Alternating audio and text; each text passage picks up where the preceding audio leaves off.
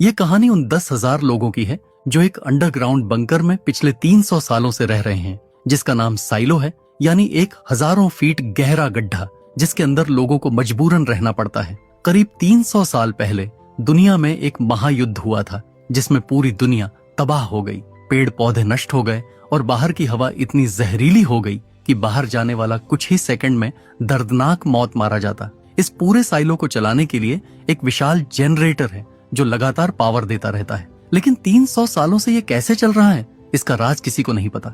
जो भी अपने अतीत की सच्चाई जानने की कोशिश करता है उसे जुडिशियल सजा देता है, और सजा भी ऐसी कि उसे साइलो से बाहर भेज दिया जाता है, यानी सीधे मौत के मुंह में। अब इन सब राज को जानने के लिए दो लोग अपना जी जान लगा रहे थे, जिनका नाम शेरिफ होल्स्टन और जूलियट था। होल्स्टन की वाइफ एलिसन ने मरने से पहले साइलो के कुछ खतरनाक राज जान लिए थे। उन्हीं राज को जानने के लिए होल्स्टन और जूलियट एक गुप्त रास्ते से एक जगह पहुंचते हैं जहां एक विशाल मशीन खड़ी थी जिसने कभी साइलो की खुदाई करी थी। वहां उन्हें एक स्टील वायर दिखती है जिसके आखिर में एक बैग लटकाया गया था। उसके अंदर उन्हें एक हार्ड ड्राइव मिलता है जो लगभग 140 साल पुराना था। शायद इस हार्ड ड्राइव में ही जूलियट के बॉयफ्रेंड जॉर्ज की मौत और एलिसन के साइलो के बाहर जाने का राज छिपा था। लेकिन शेरिफ होल्स्टन का ध्यान इन सब पर नहीं बल्कि साइलो की सुरक्षा पर था। उसे लगता था कि इसमें ऐसा कुछ हो सकता है जो अगर लोगों के सामने आ गया तो अंदर ही अंदर बगावत या युद्ध शुरू हो सकता है, इसलिए वह इसे नष्ट करना ही सही समझता है। लेकिन जूलियट गुस्से में चिल्ला पड़ती है कि अगर इसे खत्म कर दिया गया तो जॉर्ज के कातिलों का कभी पता नहीं चलेगा, और यह भी कि उसकी पत्नी साइलो के बाहर क्यों गई थी। वह शेरिफ होल्स्टन पर चिल्लाने लगती है कि उसे अपनी पत्नी से ज्यादा बाकी लोगों की चिंता है। कहीं ना कहीं उसकी बात सच थी और शेरिफ होल्स्टन को भी अंदर से यही महसूस होता है। आखिरकार शेरिफ होल्स्टन फैसला करता है कि वह जॉर्ज के केस की जांच जारी रखेगा और हार्ड ड्राइव में जो भी मिलेगा वह जूलियट को बताएगा। लेकिन इसके बाद वह खुद भी बिना कुछ कहे बाहर चला जाता है और बाकी लोगों की तरह साइलो के बाहर उसकी भी मौत हो जाती है। दूसरी तरफ जूलियट भी अपने सारे राज होल्स्टन को नहीं बताती, क्योंकि उसके पास कुछ ऐसे खतरनाक सच थे जिन्हें जानने भर से जुडिशियल के लोग उसे साइलो से बाहर भेज सकते थे।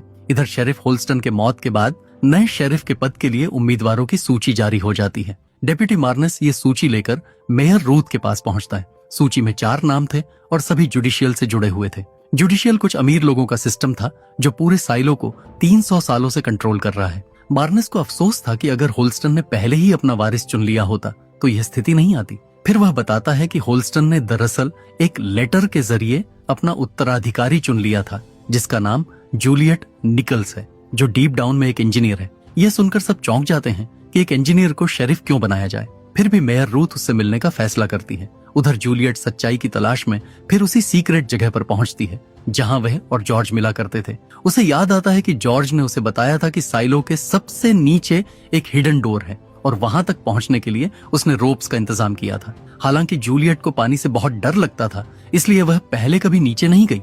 लेकिन अब सच जानने के लिए वह अपना डर किनारे रखकर नीचे उतरने का फैसला करती है। वह रोप्स के सहारे नीचे जाती है, लेकिन वहां उसे कोई दरवाजा नहीं मिलता। उसकी आखिरी उम्मीद भी टूट जाती है। इस सच को सहन न कर पाने की वजह से वह रात भर शराब पीती रहती है। अगली सुबह मेयर रूथ और डेप्यूटी मार्नेस जज मीडोज से मिलने जाते हैं, क्योंकि नए शेरिफ का चुनाव उसी के हाथ में था। इस दौरान वे आईटी हेड बर्नार्ड हॉलैंड से भी सलाह लेते हैं। जैसे ही जूलियट निकल्स का नाम सामने आता है, बर्नार्ड गुस्से में आ जाता है और उसे चोर बताता है। वह कहता है कि कुछ महीने पहले जूलियट ने सर्वर के लिए इस्तेमाल होने वाले हीट टेप के बॉक्स चुराए थे। हालांकि ये कभी साबित नहीं हुआ। मेयर रूथ साफ तौर पर नहीं चाहती कि जुडिशियल अपना कोई आदमी उन पर थोपे, इसलिए वह खुद जूलियट को परखना चाहती है। इसके बाद वे दोनों डीप डाउन की ओर निकल पड़ते हैं, जो एक दिन का लंबा सफर था। रास्ते में मेयर लोगों से मिलती जुलती रहती है। वहीं दूसरी तरफ जूलियट शराब के नशे में धुत होकर देर तक सोती रहती है। इधर साइलो के जनरेटर में खराबी आ चुकी थी। वहां पहुंचते ही जूलियट ने अपने जूनियर साथी कूपर को गुस्से में पंच मार दिया, जबकि वह उसकी गैर मौजूदगी में रोटर ठीक करने की कोशिश कर रहा था। किसी तरह रोटर को टेम्पोरेरीली संभालने के बाद उसे नॉक्स को जवाब देना पड़ा, जो मैकेनिकल डिपार्टमेंट का हेड था। नॉक्स ने उसे डांटते हुए काम से हटा दिया और कहा कि जब नशा उतर जाए तब वापस आना। थोड़ी देर बाद जूलियट फ्रेश होकर मार्था के पास पहुंचती है। जूलियट काफी परेशान थी क्योंकि जॉर्ज ने उसके लिए इतने सुराग छोड़े थे, फिर भी वह कुछ पता नहीं लगा पाई। मार्था समझ जाती है कि उसी फ्रस्ट्रेशन में उसने कूपर पर गुस्सा निकाला।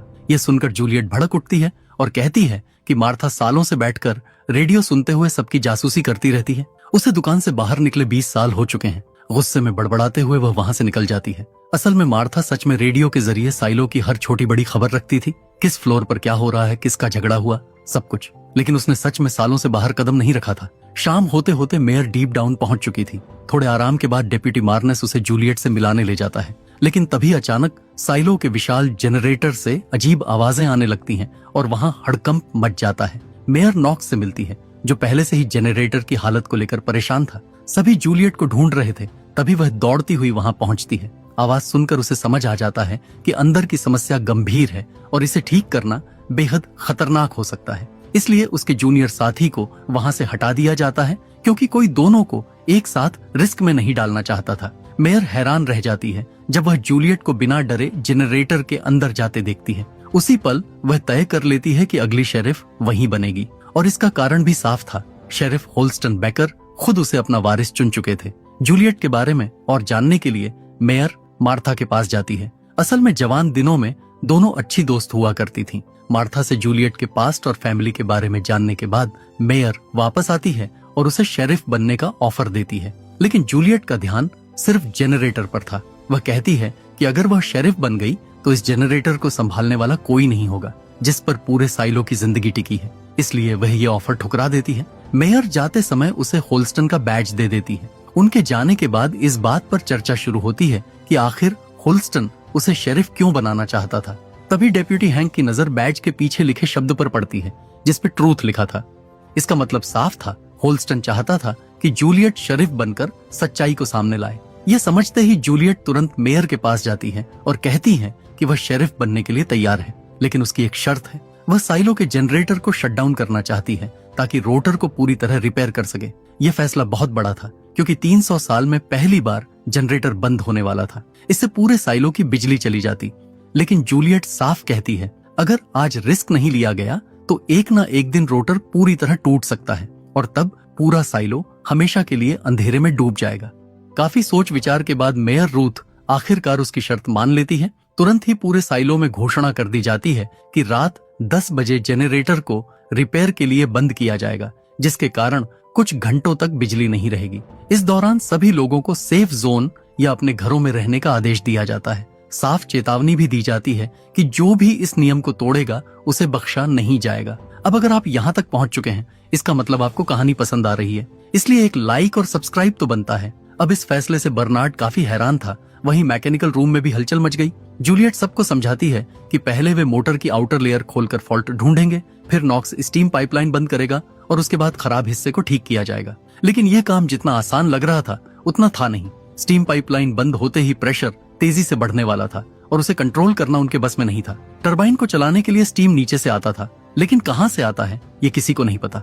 हालांकि साइलो बनाने वालों ने एक्स्ट्रा प्रेशर को संभालने के लिए एक टैंक बनाया था, जिसमें स्टीम जमा होकर टरबाइन में जाता था। उस टैंक को बंद करने के बाद उनके पास सिर्फ आधा घंटा था, यानी सब कुछ उसी समय में खत्म करना जरूरी था। उधर साइलो के हर पुलिस स्टेशन को अलर्ट पर रखा गया। मेयर रूथ को भी सुरक्षित जगह पर ले जाने की सलाह दी गई, लेकिन वह वहीं रुकना चाहती थी। उसे डर था कि कहीं डीप डाउन से कोई बगावत ना हो जाए और 300 साल की शांति भंग ना हो जाए।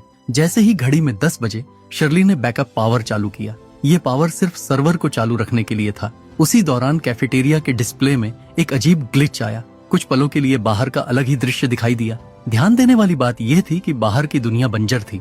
वहाँ एक भी पेड़ पौधे नहीं थे और उस समय रात के 10 बजे थे। उस वक्त बाहर ऐसा दृश्य होना संभव नहीं था। यही एक बड़ा सवाल खड़ा होता है, क्या जो दुनिया शेरिफ होल्स्टन ने देखी थी वह भी झूठ थी? इधर जनरेटर का आउटर कवर हटाने के बाद फॉल्ट सामने आ चुका था। स्टीम और मोटर बंद होते ही जूलियट और कूपर ऊपर चढ़े और तुरंत उस खराब रोटर ब्लेड को निकाल लिया। जूलियट उसे रिपेयर के लिए नीचे भेज देती है, लेकिन तभी एक भारी रोटर ब्लेड कूपर के हाथ से फिसलकर नीचे गिर जाता है। हालांकि किसी को चोट नहीं लगती, लेकिन हर गुजरते सेकंड के साथ स्टीम प्रेशर बढ़ता जा रहा था। बिजली जाने की वजह से लोग घबराए हुए थे। इसी बीच हमें जुडिशियल के मेंबर रॉबर्ट सिम्स के घर का भी हाल देखने को मिलता है। वहां भी अंधेरा और डर का माहौल था। दूसरी तरफ डेप्यूटी मार्नेस चुपचाप बैठकर मेयर रूथ की स्केच बना रहा था। जैसे ही मेयर सामने आती है वह उसे छिपा देता है। इससे साफ था कि वह मन ही मन उन्हें पसंद करता था। मेयर भी डीप डाउन इसी बहाने आई थी ताकि जूलियट से मिलने के साथ साथ मार्नेस के साथ वक्त बिता सके। अब तक 20 मिनट बीत चुके थे और स्टीम टैंक उम्मीद से पहले ही फटने की कगार पर पहुंच गया था। नॉक्स तुरंत जूलियट को चेतावनी देता है कि उनके पास बहुत कम समय बचा है, टेम्परेचर रेड लाइन क्रॉस कर चुका है। यह सुनते ही जूलियट सारा काम कूपर को सौंपकर नीचे कूद जाती है। वह टैंक के अंदर जाकर उस पर पानी डालकर उसे ठंडा करने लगती है। उसकी यह ट्रिक काम करती है और टेम्परेचर कुछ समय के लिए कम हो जाता है, लेकिन खतरा अब भी टला नहीं था। कुछ ही देर बाद टेम्परेचर फिर से रेड लाइन पार कर जाता है। जिस टैंक में खड़ी होकर जूलियट पानी डाल रही थी, उसका पानी पहले से ही उबलता हुआ था और टैंक भी भरने के करीब था। इसके बावजूद वह आखिरी पल तक डटी रहती है। उधर रोटर ब्लेड की मरम्मत पूरी हो चुकी थी, अब बस उसे सही तरीके से फिट करना बाकी था। कूपर ने जैसे तैसे ब्लेड को ऊपर खींचा और टैंक फटने से ठीक पहले उसे अपनी जगह पर लगा दिया। इसी बीच जूलियट भी किसी तरह मौत के मुंह से बाहर निकल आई। अगले ही पल स्टीम वाल्व खोल दिया गया और जैसे ही मोटर दोबारा चालू हुई, उसकी स्मूथ आवाज सुनकर सबके चेहरे खिल उठे। और इसी तरह जूलियट और उसकी टीम ने न सिर्फ जनरेटर को ठीक किया, बल्कि उसके साथ साथ उन 10,000 लोगों की जिंदगी और उन्हें अंधेरे से भी बचाया। अगली सुबह जूलियट के जीवन का एक नया चैप्टर शुरू होने वाला था। शेरिफ बनने से पहले वह मार्था से मिलने गई और अपने साथ एक अजीब सा डिवाइस भी लाई, जिसे मार्था ने पहले कभी नहीं देखा था। बचपन से अब तक मार्था ने उसके लिए जो कुछ भी किया था, उसके लिए जूलियट ने उसे दिल से धन्यवाद कहा और नई जिम्मेदारी संभालने के लिए निकल पड़ी। दूसरी तरफ बर्नार्ड इस फैसले से बिल्कुल खुश नहीं था। जनरेटर बंद करना और एक सस्पेक्टेड चोर को शेरिफ बनाना उसे बिल्कुल मंजूर नहीं था, लेकिन उसके पास विरोध करने के अलावा कोई विकल्प नहीं था, क्योंकि सारी पावर मेयर के हाथ में थी। जूलियट के शेरिफ बनने की फॉर्मेलिटीज पूरी ही हुई थी कि तभी मेयर रूथ को अचानक तकलीफ होने लगी। डिप्यूटी मार्नेस ने पूछा तो उन्होंने बहाना बनाकर बाथरूम जाने की बात कही, लेकिन अंदर जाते ही वह गिर पड़ी। आवाज सुनकर मार्नेस ने दरवाजा तोड़ा और देखा कि मेयर तड़प रही थी। उसने मदद के लिए पुकारा, लेकिन तब तक बहुत देर हो चुकी थी। मेयर को बचाया नहीं जा सका। सुबह तक बर्नार्ड को भी इस घटना की खबर मिल गई। मार्नेस गहरे सदमे में था और उसे शक था कि किसी ने मेयर के पानी में जहर मिलाया था। हालात को देखते हुए बर्नार्ड ने जूलियट को शेरिफ बना दिया, क्योंकि नए चुनाव तक साइलो के कानून द पैक्ट के अनुसार वही अब साथी मेयर था। जब जूलियट शेरिफ ऑफिस की तरफ बढ़ रही थी तो रास्ते में उसे अपने बचपन की यादें सताने लगीं। यही कहीं उसका घर हुआ करता था, एक खुशहाल परिवार जो एक हादसे के बाद बिखर गया। उसके भाई के साथ साथ उसकी माँ की भी मौत हो गई थी और उस समय जूलियट सिर्फ 13 साल की थी। उसके पिता एक डॉक्टर थे, लेकिन वह उसका ठीक से ख्याल नहीं रख पाते थे। एक दिन जब जूलियट भूख से परेशान होकर खाना बना रही थी तो चेयर ठीक करते करते ध्यान भटक गया। जब उसके पिता लौटे तो तवा इतना गर्म था कि उनका हाथ जल गया। गुस्से में उन्होंने जूलियट को डांट दिया कि बेकार काम छोड़कर जरूरी चीजों पर ध्यान दो। जूलियट को लगता था कि उसकी माँ की मौत के लिए उसके पिता भी जिम्मेदार हैं। हालांकि पिता भी परेशान थे, लेकिन उनके पास कोई और रास्ता नहीं था। अपने दुख को भूलने के लिए जूलियट खुद को हमेशा काम में व्यस्त रखने लगी। आखिरकार वह घर छोड़कर डीप डाउन भाग गई, जहां उसकी मुलाकात मार्था से हुई। उसने झूठ कहा कि उसके पिता ने उसे काम करने भेजा है और उसने उसके पिता का झूठा लेटर भी दिखाया। मार्था को यकीन नहीं हुआ कि एक डॉक्टर की नाजुक बेटी वहां काम कर पाएगी, इसलिए वह उसे वापस भेजना चाहती थी।